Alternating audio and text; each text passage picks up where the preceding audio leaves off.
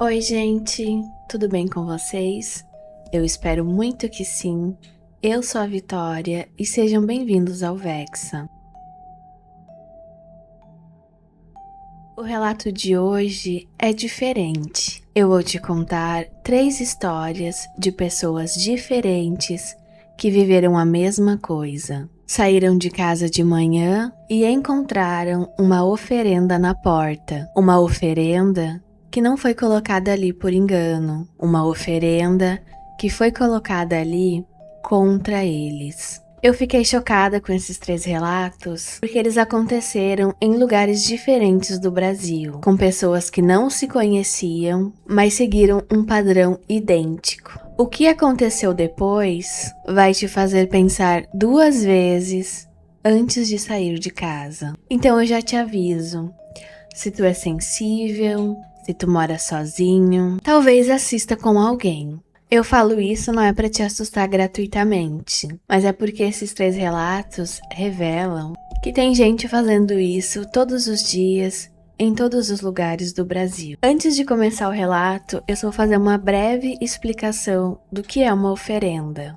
Uma oferenda, na Umbanda e no Candomblé, é uma oferta aos orixás. É um ato de fé, de gratidão. Tem oferenda em encruzilhada, no mar, na cachoeira, em pé de árvore. Isso é sagrado, isso é religião. E eu respeito. O que eu vou falar hoje não é sobre isso. A gente vai falar de despacho, de trabalho colocado na porta de alguém. Isso não é oferenda no sentido espiritual. Isso é demanda. É um trabalho feito. É uma magia negra para atingir uma pessoa específica. E tem gente que paga muito caro para fazer isso. E sabe quem coloca? Não é o pai de santo, é a pessoa contratada. Geralmente, um intermediário que vai até a casa do alvo na madrugada e deixa lá. Os 3 relatos de hoje são exatamente sobre isso e vamos lá. O primeiro relato é da Cláudia. Ela tem 42 anos, mora em Goiânia e é dona de casa. Casada com o Carlos há 18 anos. Tem 2 filhos adolescentes. Ela me enviou esse relato em janeiro deste ano. Eu vou ler do jeito que ela escreveu. Oi, Vitória. Eu sou uma mulher de classe média, evangélica, casada, sem nenhum envolvimento com religião de matriz africana. Eu sempre respeitei, mas nunca frequentei. Por isso, eu fiquei tão chocada com o que aconteceu na porta da minha casa em outubro do ano passado. Eu moro num condomínio fechado em Goiânia, bairro tranquilo, segurança 24 horas. Câmera em todos os cantos. Meus vizinhos, eu conheço de nome. É tudo organizadinho. Para alguém ter conseguido entrar no condomínio, eu acredito que já teve um custo ainda maior, porque o trabalho em si já é bem caro. Mas provavelmente para te conseguir entrar num ambiente assim, tu teve que fazer outro trâmite ali para poder conseguir colocar no lugar desejado. Então, provavelmente esse trabalho saiu bem caro. Numa quinta-feira de outubro, eu acordei às 6 da manhã para fazer o café do meu marido. Quando abri a porta de casa para deixar o lixo no corredor, eu olhei para baixo e paralisei. Tinha uma coisa enrolada num pano vermelho, em cima de um pano de barro, bem na frente da minha porta, encostadinho. Eu fiquei parada uns 2 minutos sem entender. Pensei, deve ser algum vizinho que esqueceu, mas aí eu olhei melhor, o pano estava amarrado com um fio preto e no chão, ao lado do prato, tinha 7 moedas, 3 velas vermelhas pequenas e uma garrafinha de cachaça quase vazia. 7 moedas é um número de Exu, e vela vermelha também e cachaça também. Era uma demanda bem pesada para Exu. Eu chamei o Carlos, ele veio, olhou e ficou branco. Ele cresceu no interior do Nordeste e ele sabia o que era aquilo. Cláudia, alguém colocou isso para atingir essa casa. Não toca, não pega, deixa aí.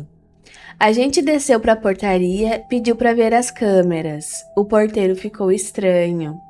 Falou que o vídeo daquela noite estava com problema, que não conseguia ver, justamente da noite que aconteceu isso. Seria coincidência?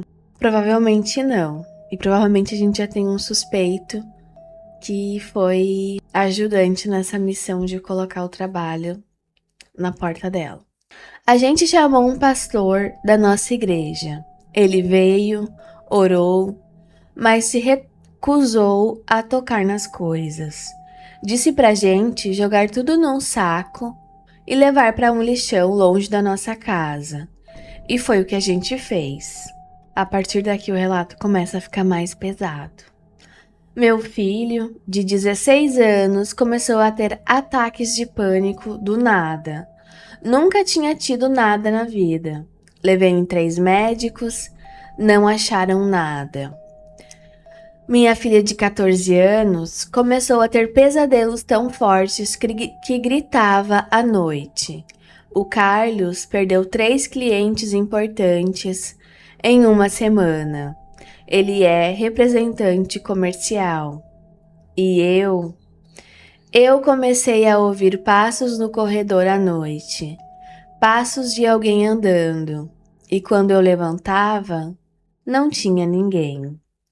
Eu chorava todo dia, não dormia, estava emagrecendo. Em 40 dias, eu tinha perdido 8 quilos. Eu estava ficando louca. O Carlos me levou na igreja, fizemos corrente de oração, mas nada adiantava. Até que a minha irmã me ligou de São Paulo e disse: Cláudia, eu sei que a gente é evangélica, e isso vai contra tudo o que a gente acredita, mas eu vou te falar uma coisa. Eu fui um pai de santo de Umbanda quando eu passei pelo divórcio e ele me salvou. Vai sem julgar, sua vida tá em jogo. Que cabeça bem aberta dessa irmã, né? Porque geralmente a pessoa que já tem um segmento, ela costuma ter a cabeça bem fechada naquilo ali que ela acredita, né? Ela não tem meio termo, né? É aquilo ali e pronto. Eu fui. Não contei pro Carlos porque ele ia surtar. Eu fui escondida. Numa terça-feira, a irmã da minha irmã me indicou um pai de santo chamado Pai João, que tem um terreiro em Goiânia há 30 anos. Quando eu cheguei lá, o Pai João já me olhou e disse antes de eu falar: A senhora encontrou algo na sua porta. A senhora pegou? Eu disse não, eu joguei fora. Ele disse: Foi a melhor coisa que a senhora fez.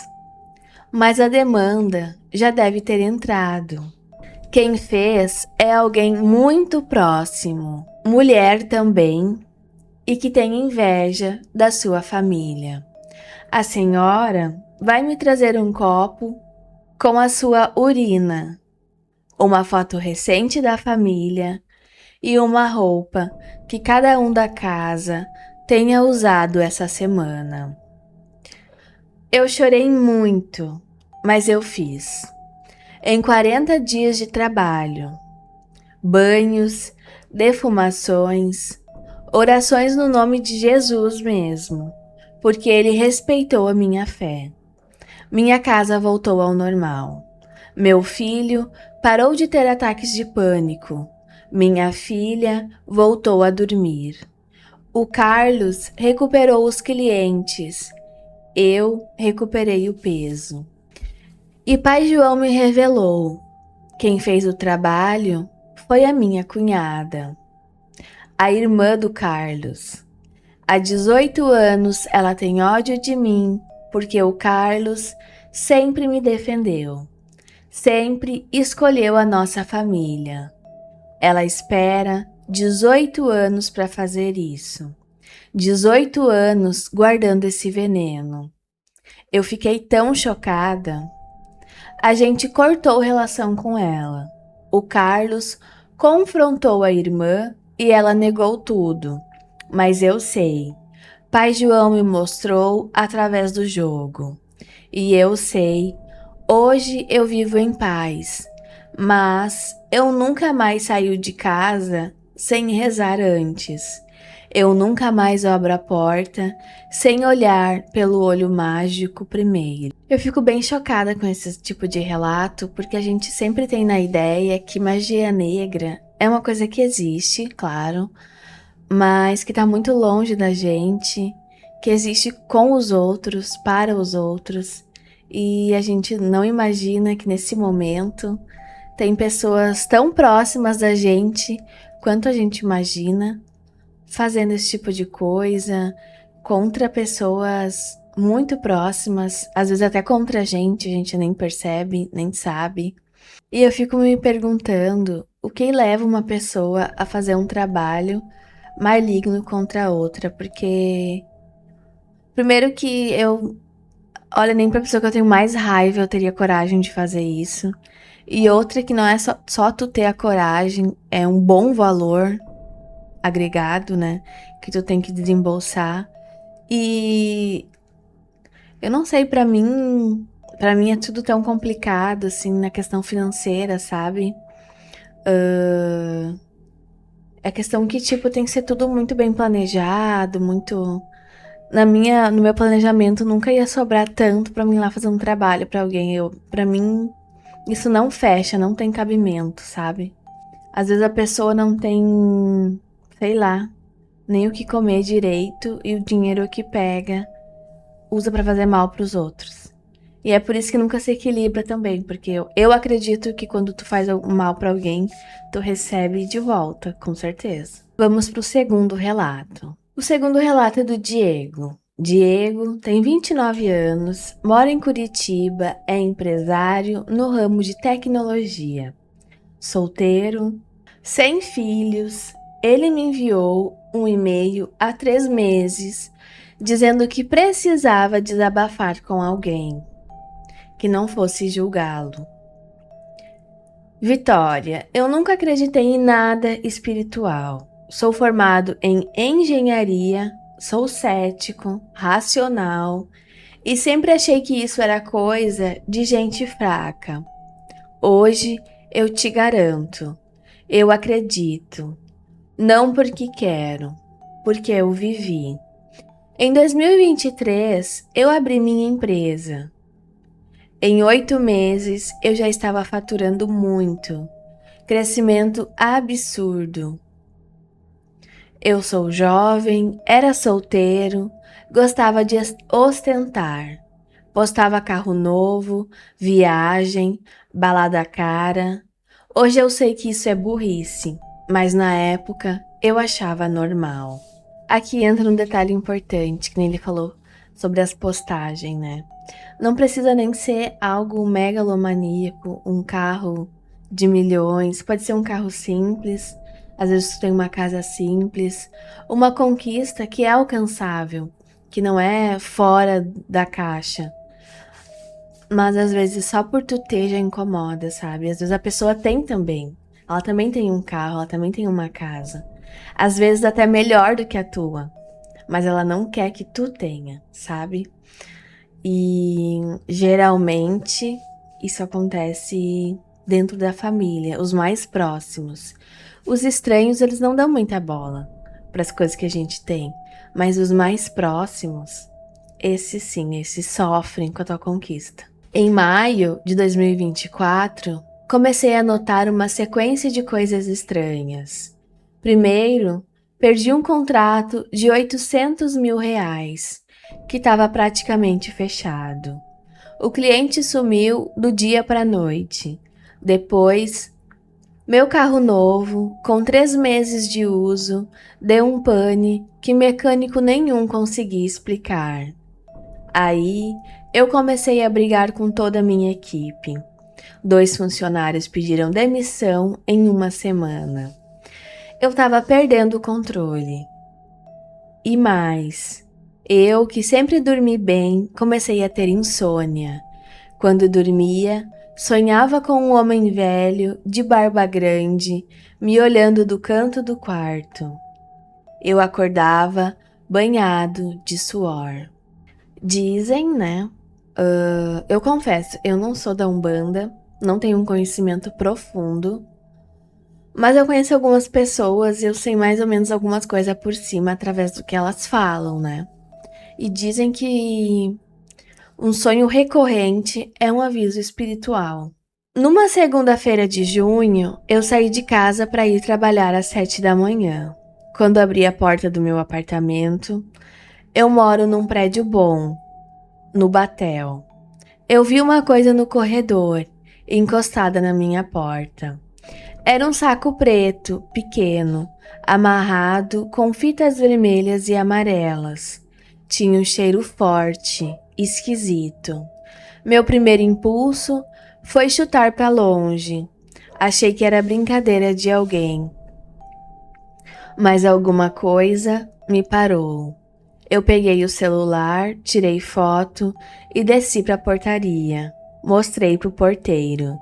Ele me olhou, ficou pálido e disse: Senhor Diego, isso aí é demanda. O senhor não toca nisso de jeito nenhum. Eu achei que ele estava sendo dramático, mas voltei para o apartamento. Peguei uma vassoura e empurrei o saco com a vassoura para o elevador. Não toquei. Coloquei numa sacola plástica usando luva de borracha, desci e joguei no lixo do prédio. Gente, só um aviso. Demanda a gente não descarta no lixo da nossa casa, do nosso condomínio. O descarte correto é levar para uma encruzilhada, para o mato, para um lugar distante de onde tu mora. Porque se tu largar no teu lixo da tua casa ou do teu condomínio, aquela energia ela vai ficar próxima ainda de ti. Naquele mesmo dia, eu pisei em um prego no estacionamento da empresa. Tomei vacina de tétano. Voltei para casa, tropecei na escada, torci o tornozelo. À noite, recebi a notícia que meu sócio principal ia sair da empresa. No dia seguinte, descobri que eu estava sendo processado por uma cliente. Processo trabalhista pesado. Em uma semana minha vida desabou. Eu estava praticamente falido. Saí de uma reunião com um advogado tremendo, vomitei na rua, fui pro hospital com taquicardia. Os médicos disseram que era estresse. Eu sabia que não era só estresse. Foi quando minha avó, que mora no interior, me ligou. Ela tem 78 anos. Meu filho, eu sonhei contigo essa noite. Tu tá no meio de um trabalho pesado. Volta pra cá, vou te levar numa benzedeira. Não existe nada melhor do que tu ser acolhido por alguém, né? Tipo, nesse caso era um trabalho e tudo mais, mas às vezes tu tá passando por uma dificuldade que tu não tem nem força pra contar pra uma pessoa próxima e tu nem tem palavras pra poder contar, falar como tu se sente, a pessoa também não vai entender porque ela não tá na tua pele. Mas não tem nada melhor na vida, eu acho, que tu tá passando por uma dificuldade e vem alguém que te acolhe. Alguém próximo, mãe, pai, avó. Eu peguei o carro, dirigi 6 horas até a cidade dela. Ela me levou em Dona Cida, uma benzedeira de 80 anos. A Dona Cida me olhou e disse: Filho, alguém te quer mal, te quer ver na rua, te quer ver sem nada.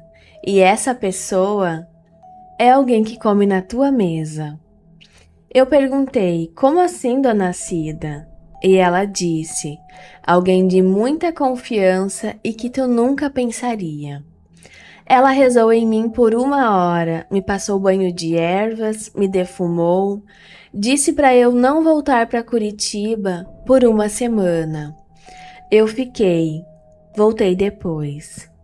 Quando eu voltei já estava melhor, mas eu queria saber quem dentro da minha vida queria isso pra mim. Vitória, eu fiz uma coisa que eu nunca tinha feito.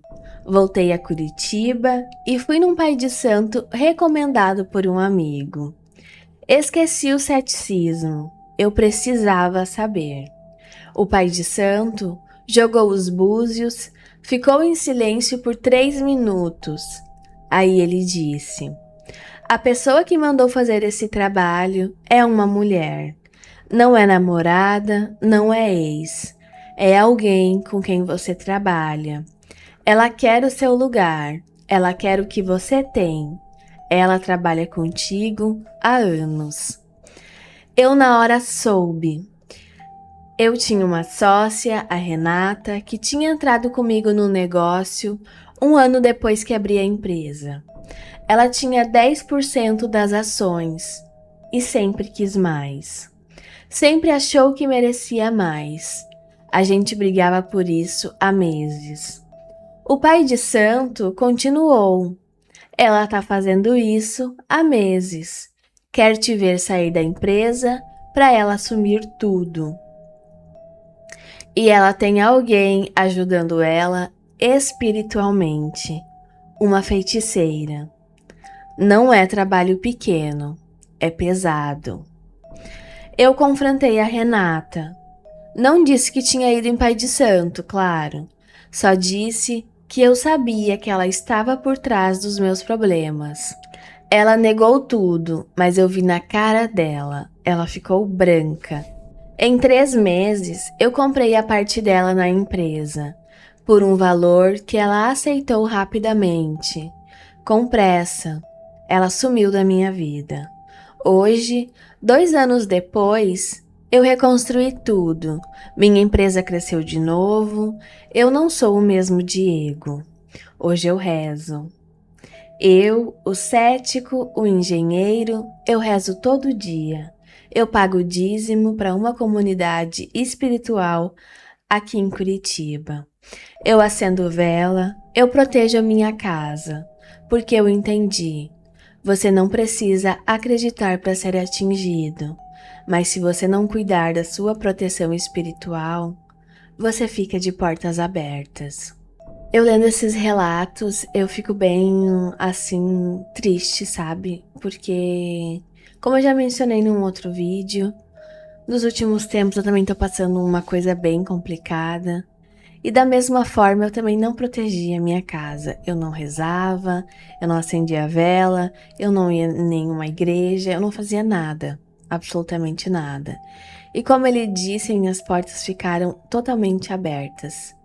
E aconteceu tantas coisas ruins assim na minha casa, que eu simplesmente tive que ir embora da minha casa, sabe? Eu tive que largar tudo e ir embora, porque ficou insustentável morar numa casa que era minha, sabe? Onde eu tinha todo o conforto de muitos anos planejados ali dentro. E agora eu tô em outra casa que não é minha. Não tenho o conforto que eu tinha, meus móveis estão todos espalhados, assim. Meu quarto tá um pedaço num cômodo, outro pedaço em outro cômodo, os brinquedos da minha filha, das minhas filhas, o quarto delas. Tá tudo bem estranho. Eu sinto assim um vazio, sabe, uma saudade da minha casa. Mas o lugar onde eu morava ficou insustentável de morar. Inclusive, ontem à noite eu dormi lamentando isso e até pensando em voltar pra casa, sabe? Porque atualmente eu não tenho condições de comprar outra casa. Também tá complicado de vender a minha casa. E eu dormi pensando em voltar, sabe? E eu tive um sonho que se eu voltasse, a minha vida seria muito pior do que já era. Eu me arrependeria muito, sabe? Então eu acredito muito também nesse negócio de sonho, de recado. Por um lado, eu tenho um espiritual forte, eu acredito. Eu não sou cética, eu acredito. Mas, porém, eu sou relaxada. Eu não faço o que eu devia fazer para me proteger, para proteger a minha família, as minhas coisas. Eu fico exposta sem nenhuma proteção. Isso me deixa bem chateada, porque eu penso, de repente, se eu tivesse agido diferente, se eu tivesse colocado procurado uma ajuda espiritual para os meus problemas, sabe? Rezado mais. No desespero, eu rezava, sabe? Mas eu sinto que era pouco. Eu devia ter feito mais. Não devia ter desistido da minha casa, sabe? Mas às vezes eu penso também que lá era um caso perdido. Até Deus já tinha desistido daquilo lá. Diego, obrigada por compartilhar tua história. Esse relato me marcou bastante, porque me fez refletir os últimos meses da minha vida, como eu estava falando. E é bem como tu disse, a gente não precisa acreditar para ser atingido. A pessoa que é cética acha que está protegida pelo ceticismo, mas não tá, porque tu pode não acreditar na chuva, mas se chover tu vai se molhar igual. A magia ela funciona pelo mesmo princípio. Quem faz, acredita e ponto. Vamos pro terceiro relato. O terceiro relato é da Verônica. Ela tem 38 anos, mora em Recife e é enfermeira. Mãe de 3 filhos, casada. O nome do marido é Rogério. Vitória, eu nem sei como começar. Esse relato eu nunca contei para ninguém fora da minha família. Mas hoje, com a permissão do meu marido, eu vou dividir, porque eu quero alertar outras mulheres. Em março de 2022, eu estava com a vida estabilizada. Trabalhava num hospital público, ganhava bem. Meu marido também trabalhava. Temos 3 filhos saudáveis. Tudo normal, tudo de boa. Numa segunda-feira de abril, eu saí da minha casa às 5 da manhã para um plantão. Ainda estava escuro quando eu abri o portão da minha casa. Eu moro numa casa térrea, num bairro de classe média. Tinha uma coisa na soleira, encostada na grade do portão por dentro. A audácia, né? Já estava até por dentro da casa. Ou seja, alguém muito próximo. Era uma boneca de pano, pequenina, tipo do tamanho de uma garrafa PET, vestido vermelho, cabelo de lã preta e o que me arrepiou, a boneca tinha um nome escrito no peito, letras pequenas, mas dava para ler, escrito Verônica. Eu já comentei aqui em outro vídeo sobre boneca que eu adoro e minhas filhas adoram, né? Então, se fizesse esse trabalho pra mim ia ser complicado. Eu descartar.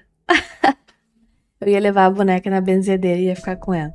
E, gente, a boneca tava com a barriga rasgada, costuras desfeitas, tinha pelos pretos. Eu achava que era algo de gato ou de cachorro. E 3 pregos enferrujados saindo da boca, uma na cabeça, uma no peito e uma na barriga. Eu congelei, achei que ia desmaiar. Voltei correndo para dentro, acordei o Rogério gritando. Ele veio, viu e ficou mudo. Ele tinha a mesma cara que tem quando recebe notícia de morte na família. A gente não foi trabalhar. Liguei avisando que tinha morrido alguém da família. Era mentira, mas eu precisava resolver aquilo. O Rogério ligou pro tio dele, o seu Bertolino, que é babá lorixá há 50 anos em Olinda.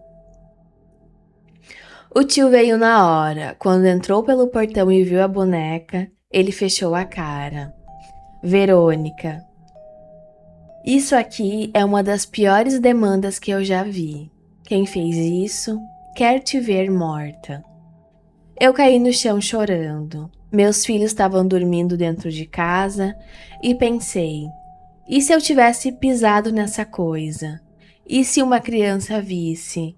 E se algum vizinho fofoqueiro fizesse uma cena? O tio Bertolino fez o trabalho de retirada com o EPI completo, luva grossa, máscara, óculos, pegou a boneca com uma colher de pau e colocou num saco de pano branco, enrolou com fios brancos e disse: "Eu vou levar isso pro mar amanhã, mas a gente precisa desfazer esse trabalho na casa. Agora." e na Verônica agora. Ele defumou a casa inteira, acendeu a vela em cada cômodo e me passou banho de sal grosso ali mesmo. Na hora, no quintal, pediu que eu não saísse de casa por 7 dias, que tirasse atestado, que não fosse trabalhar. Mas o pior foi quando ele jogou os búzios para mim. Ele falou: Verônica, quem fez isso é uma mulher. Tá colocando o trabalho contra você há 6 meses. Antes era pequeno. Esse agora era para acabar. Quem é Cíntia? Cíntia? Eu congelei.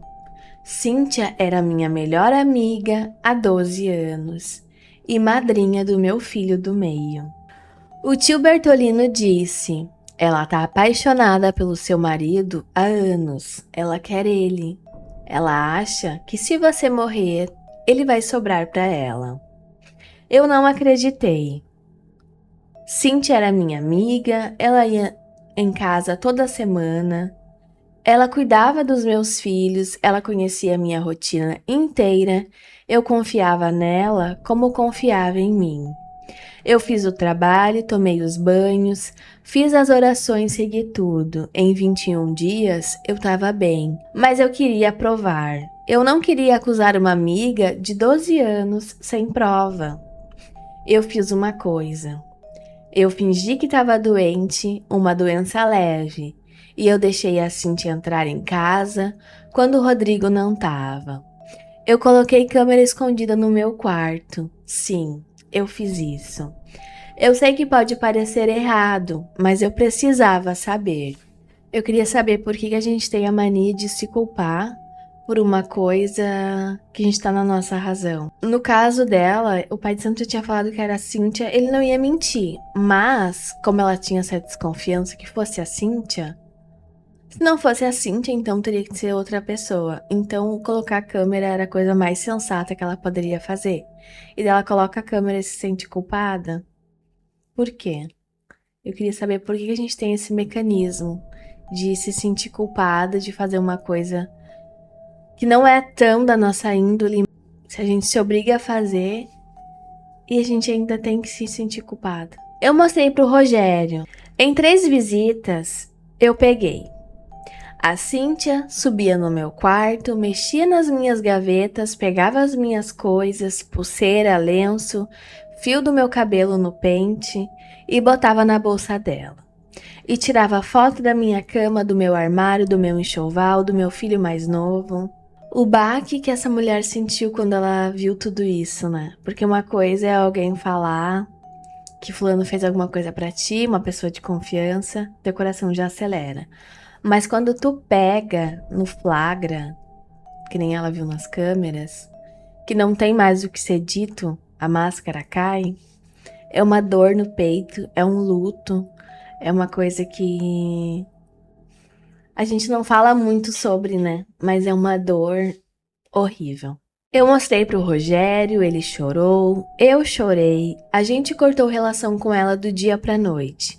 Sem explicação, sem confronto. Só sumiços. Bloqueei em tudo, mudei rotina. 2 meses depois ela apareceu na porta de casa, chorando, dizendo que precisava conversar.